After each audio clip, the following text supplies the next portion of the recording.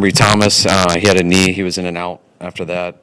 Demo cleared his head injury, and Ayuk was in and out with the left shoulder. Go ahead. Any indication that shoulder injury is serious? I wouldn't think so. I mean, I know he was hurting a little bit, but he was able to play through it, so I think he'll be all right. What do you take out of this one? I mean, the defense had a tough time getting off the field in the first half, and then really turning on the second half. The offense. What do you take out of this? I mean, there was a lot of stuff that happened with all three phases. I think what sealed it and allowed us to separate ourselves was the 2 turnovers we got. One, Demo, awesome job jumping that. Then Isaiah on the other with the tip. And then we didn't turn it over on O. Missed a couple that we had a chance on to get that score going. So we weren't perfect in that way, but I was just pumped the way we finished. Getting those turnovers was huge, and especially that 4th and 1 with Isaiah there towards the end of the game, being able to stop them in that run to get the ball back to work the clock a little bit. You don't see those plays open up down the field for Brock, one thing, two. The Ayuk, Jennings, Debo, is that uncharacteristic of Brock not to hit those? I mean, I thought they were all tough ones. I think the Ayuk one was probably his toughest one because it was just his number 1 read, and it just sailed a little bit.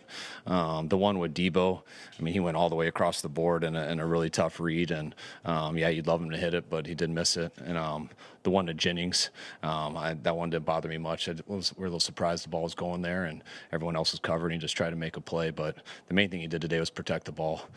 Besides those 3 misses, which none of them were easy, but he took care of the football, didn't give them a chance to touch it, and when he was under duress, he was smart. Before the end of the first half, the ability to you save some time, even though they scored, but then to go down and tie it. That was huge. I mean, we hadn't stopped them yet. They'd been controlling it well. We had that one miss when we got right in there on the fringe and missed the one to BA, and then I think we got sacked on the next one where we had a chance at Debo.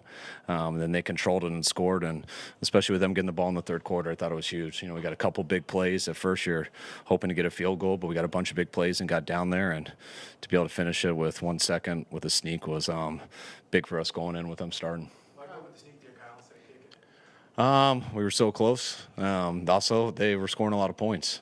It looked like we needed points at the time, and we also believed we could do it. How were you surprised, I guess, particularly in the first half, you didn't get much pass rush pressure at all? Yeah, I expected a little bit more pass rush, kind of what we saw towards the end of the game. I thought we got it going well there. I also thought Stafford did a pretty good job getting rid of it. We were in some zone coverages, and he kind of picked that apart. Similar to what he did last week at Seattle. So he's had 2 really good games, and we got to tighten it up. What do you see from Nick Bosa in particular? Is he all the way back in game shape yet? I don't know. I'll see when I study the film, but I saw him make a number of plays there at the end, I thought he pressured him sometimes. But I'll see when I study the tape. Did you have to manage his snaps at all with the quick turn here coming on Thursday? No, we didn't talk about any of that. We just... Steve Wilkes at halftime and say, blitz more. I mean, you discuss defensive. Halftime, there's not much time because I'm doing some stuff with the offense, but it's something I'm always on the headsets discussing through the whole game. It's usually each series there's a couple here and there, and we don't need to come into the locker room to talk. Usually the locker room's such a rush, and they got to go cover so much stuff with their players that all that stuff's usually said before we get in there. Was that a conversation that we're going to dial up the blitz a little bit more to get him off his rhythm? Not that specifically. I mean, there's a lot of conversation, but I thought Steve did a good job mixing it up. Especially there at the end, being aggressive. I just thought we were struggling in our zones a little bit versus the quarterback. Did you sense that Debo's touchdown was going to unfold that way? I mean, he obviously going to bang his way through to get to the goal line, but how that unfolded? I mean, I've gotten used to it with him. It was the look we wanted, which usually means you're going to get about 6 yards, and it's kind of a 1st and 10 run basically, even though it's a quick pass. But then Debo has a knack for getting a lot more than most people after that. Is that supposed to be a forward pass or lateral? I mean, when you're under center, it's usually a forward pass. Depends how much he bubbles, but we should back up enough to where it counted as a pass. Did it count as a pass? It did count as a run? All right. Pat run stats. If you look at the rosters, your roster, Rams roster, it looks like the talent. There's a there's also the familiarity, between these teams. Did you halfway expect this kind of gritty type game? Oh, yeah, we definitely did. We watched the film from last week. And that quarterback's still just as good as he's always been, and so is Aaron Donald. And like we saw last week, they're coached very well. They got two good schemes, and I know they've changed some players from the past, but there's still some Hall of Famers out there who are playing at a high level. Speaking of Donald, no tackles, one quarterback hurry. What do you guys do to identify him? We just commit everything to him, because if you don't, he wrecks everything. And I didn't realize it was like that on the stat sheet, but definitely didn't feel like that. I thought he defeated a number of blocks today. We were just able to get rid of it before he got there, and able to run away from him. Without looking at the tape, was Isaiah Oliver's performance today perhaps a little bit more indicative of what you guys are hoping to see? Yeah, I thought he was a stud today. I mean, I got to watch the whole tape to get through all of it, but I know he made some huge plays.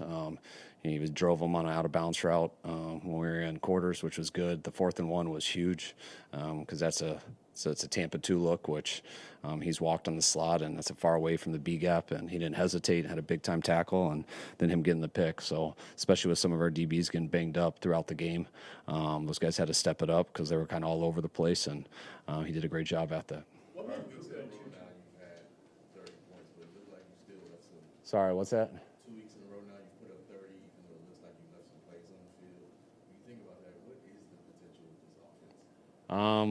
I mean, it's high, but I feel that way kind of every year. We're extremely irritated when we don't score, and we were today, but been like that for like 20 years. It's always frustrating. So you expect to score. That's how you try to attack. That's what our players expect. And we got a bunch of guys who can make plays, and that we had some bad penalties there at the end. Missed a couple explosives, but we got a long way to go. I thought we did last week too. Hopefully we got a little bit better this week, and that'll continue throughout the year. What made it difficult for you all to defend against Kyron Williams, especially just the run and have that flexibility the way he's willing to have as far as up and down the field? I mean, I just think it all started with Stafford. I mean, just him getting so hot there at the beginning, and especially the way they came out on that opening drive, kind of attacking our zones and looking pretty effortless at it. And once you do that and you got to adjust, then it gets a little bit harder with the run game too. So he did a good job keeping us off balanced. And I thought once we tightened it up a little bit in the second half, things started to go better. Are you surprised they kicked the field goal there at the end? Not totally, because the game's almost over either way there. And they could have tried for a Hail Mary, or you never know, 4 seconds it should end. But we felt pretty good with 4 seconds that for some reason they could kick a fastball and have 1 second and run out on the onside kick. So we felt pretty good there. It was kind of damned if you do, damned if you don't from their perspective. Was that your first not yours, but your first 57-yard field goal of your career? Yes. Yes. Yep. Yeah, it was pretty cool. What made Tutu so tough? What's that? What made Puka and Tutu so tough to cover that? Same thing as in the week before. I mean, most of our stuff was in zones, and if you don't get to that quarterback, those zones will break down, and he diced us up in that way. I thought we tightened it up and got better there in the second half. And not to take anything away from those two players. I thought they did a real good job, just like they did last week. But it's my hat's off to both of them and the quarterback. Is that part of the adjustment, just to play more man in the second half? And can you just talk about the difficulty of playing cornerback? Because it seems like down the lower, he's targeted every play, it seems, or every other play. He makes a play on third down, they come back to him on fourth down. The next series, he has an interception that kind of saves the game. Just talk about how difficult it is to play that position. Oh, yeah. I mean, you can't play cornerback by yourself. You need 10 guys out there to help you. You need a pass rush. You need to mix up coverages. When you go against some of the better quarterbacks in this league, it's kind of always like that, especially, when they have wideouts out there. But it always starts there with the quarterback. And I thought Demo I thought he was one of our better players today. I mean, just the way he showed up at the end. I know we gave up a number of completions, but he was the one, to me, being the most aggressive there in man. He got that huge pick at the end by undercutting him, and he played real physical in the run game too.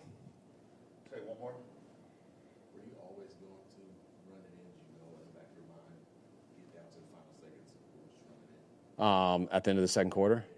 Well, yeah, when you get to that situation, the time, if you run it in and you get stopped, we didn't have any timeouts. So running the ball is only an option if you know you're going to score. That's why the other plays, we tried to do them as fast as possible. And That's why you tell Brock if it's not there, try to throw it away as fast as you can. One was almost too high, so I was scared that they're going to run one more second off. But yeah, when you get to the last play, then anything's open because after that play, it is going to be over. So that's the only time that really everything's on the table. All right, guys, appreciate it. All right, thanks, guys.